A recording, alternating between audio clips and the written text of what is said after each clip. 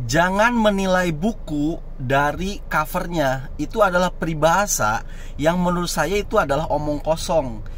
Peribahasa ini berlaku hanya untuk orang yang telah kamu kenal, tapi tidak berlaku kepada orang yang baru Anda kenal. Karena mau bagaimanapun juga, manusia itu makhluk visual, begitu loh. Otak menyimpulkan penilaian terhadap seseorang itu bermula dari mata. Mata dulu ya kan, melihat secara visual, kemudian otak menyimpulkan apa yang dilihat oleh mata. Artinya kalau orang yang baru Anda kenal ya kan, Anda tentu akan menilai dari penampilannya, dari covernya. Gak mungkin Anda bisa menilai langsung kedalamannya, kecuali orang itu telah Anda kenal sebelumnya. Nah, ini terbukti dengan apa yang terjadi terhadap Icang dan terhadap siapa itu? Agus, begitu loh. Itu juga lah yang menjadi alasan kenapa kalau Agus itu cepat banget dapat 1,5 miliar dalam waktu 3 sampai dengan 5 hari. Sedangkan Icang itu hanya dapat 6 juta rupiah saja. Karena memang manusia itu begitu, makhluk visual yang pertama kali disimpulkan apa yang diinformasikan oleh matanya, begitu loh. Nah, Icang untuk orang-orang yang pertama kali kenal, ketika tahu tragedi itu ya kan, pencongkelan itu ya kan, orang langsung mengambil satu kesimpulan berdasarkan visual matanya, menyimpulkan di otaknya yang Icang bertato dan lain sebagainya. Jadi peribahasa jangan menilai buku dari covernya itu sebenarnya omong kosong bagi saya, begitu loh. Terbuktikan dengan Icang dan Agus. Dan Agus penampilannya itu seperti orang baik-baik aja, kemudian cara bicaranya lembut ya kan, kemudian juga ya ada cenderung manipulatif di situ. Itu orang langsung tersentuh hatinya ya kan, terbawa emosinya. Lain dengan Icang. Nah, baru peribahasa jangan menilai buku dari covernya itu setelah Anda kenal. Nah, sekarang Anda mengenali siapa itu Icang, barulah Anda bisa menilai kan.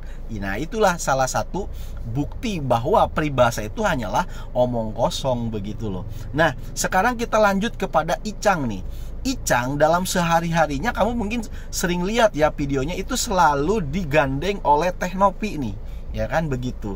Nah, pertanyaannya, untuk apa Teh Nopi menggandeng Icang kemana-mana, selalu digandeng? Apakah dia ingin melindungi Icang? Kan gak mungkin juga. Kalau untuk melindungi kan ada adiknya yang selalu ikut, begitu loh. Ada pengacara cowok ya kan, yang bisa menggandeng Icang gitu loh. Tapi kenapa Teh Nopi yang menggandeng? Jadi jawabannya, kalau untuk jawabannya adalah untuk melindungi Icang, ini nggak bisa. Atau yang kedua, apa mungkin Teh Nopi selalu menggandeng Icang itu karena jatuh cinta terhadap Icang? Wah, saya rasa juga enggak. Tipikal cowok untuk Teh Nopi ya bukan orang seperti Icang. Kalian juga bisa pasti nebak kan, begitu. Lantas apa dong jawabannya kalau Teh Nopi itu selalu menggandeng Icang? Nah, jawabannya ini kalau menurut saya itu adalah apa? Teh Nopi justru mencari perlindungan terhadap Icang. Kok bisa begitu? Icang aja kan dalam keadaan buta, kok Teh Nopi malah minta perlindungan terhadap Icang? Bagaimana nih Bang? Nah, jadi begini, yang Teh Nopi itu sekarang dalam kondisi terpojok, dilaporin sana, dilaporin sini, dihujat sana, dihujat sini, kan terpojok nih. Maksudnya itu ya oleh tim pengacaranya Agus. Dia sekarang dalam keadaan menghadapi masalah hukum kan, artinya dalam terpojok. Nah, ketika dalam terpojok inilah Teh Nopi butuh perlindungan. Maka perlindungan itu ada pada Icang. Terbukti dengan dia selalu menggandeng Icang. Itu dia sedang meminta perlindungan sebenarnya kan, sedang meminta perlindungan. Maksudnya perlindungan apa? Perlindungan dari energi negatif. Dan Icang punya energi positif. Nah, begitu loh. Jadi yang dimaksud Teh Nopi meminta perlindungan dari Icang adalah perlindungan secara energi positif. Maksudnya gimana Bang? Jangan remehkan energi. Sebenarnya manusia itu tidak bisa apa-apa tanpa energi. Saya buktikan. Kamu sekarang bisa nonton video ini karena apa? Karena kamu makan. Sesederhana itu. Coba kamu puasa seminggu, boro-boro kamu bisa lihat video ini, yang ada kamu lemes, tiduran, bahkan mungkin metong, ya kan? Nah, permasalahannya yang kamu makan itu misalkan nasi. Bisa nggak sih nasi bikin kamu itu bisa bergerak? Wah, itu cuma hanya apa ya namanya? Hanya butiran-butiran apa itu namanya, biji-bijian gitu loh. Kok bisa biji-bijian itu bisa membuat kamu menjadi bergerak? Apa yang menyebabkan itu? Karena tubuh memproses nasi itu menjadi energi. Disinilah kuasa Tuhan, begitu loh. Apa yang kamu minum, apa yang kamu makan sebenarnya itu tidak bermanfaat apa-apa, tidak bisa membuat orang menjadi jalan misalkan. Yang bisa membuat orang bisa menjadi jalan bukan nasinya, tapi energinya.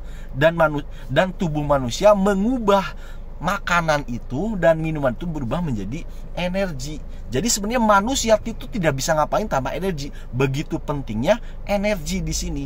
Bahkan energi itulah yang abadi. Ketika manusia itu meninggoy, masuk di kubur, habis semua tubuhnya, yang tersisa hanya energinya, begitu loh.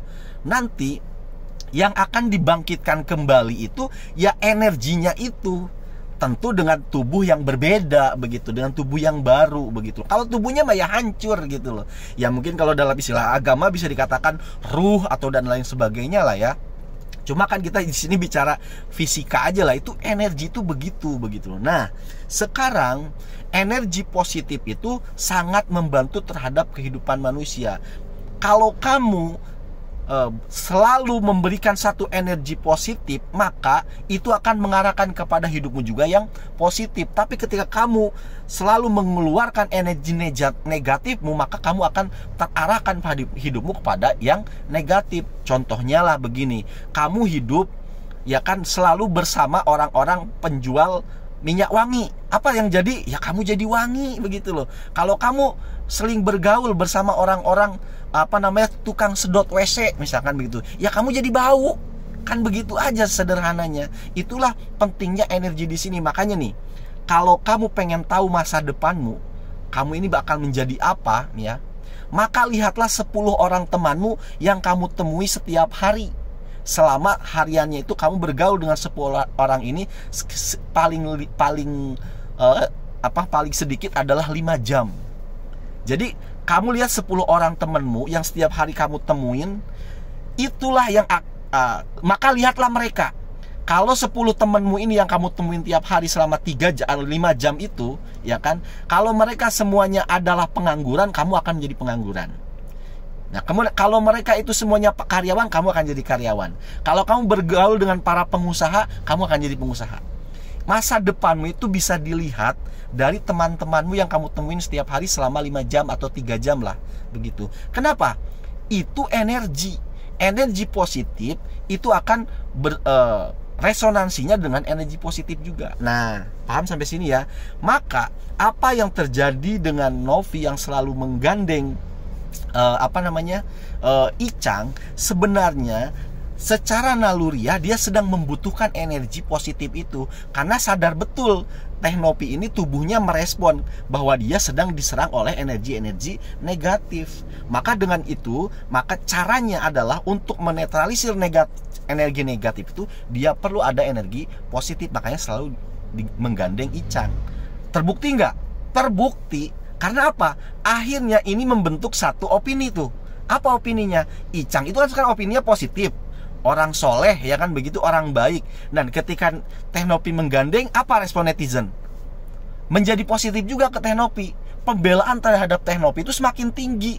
Karena apa? Karena ada energi positif dari Icang. Jadi dari sini semakin meyakinkan kalau orang baik ketemu orang baik. Teh Novi itu baik, ketemu Icang orang baik. Disitulah energinya menyatu.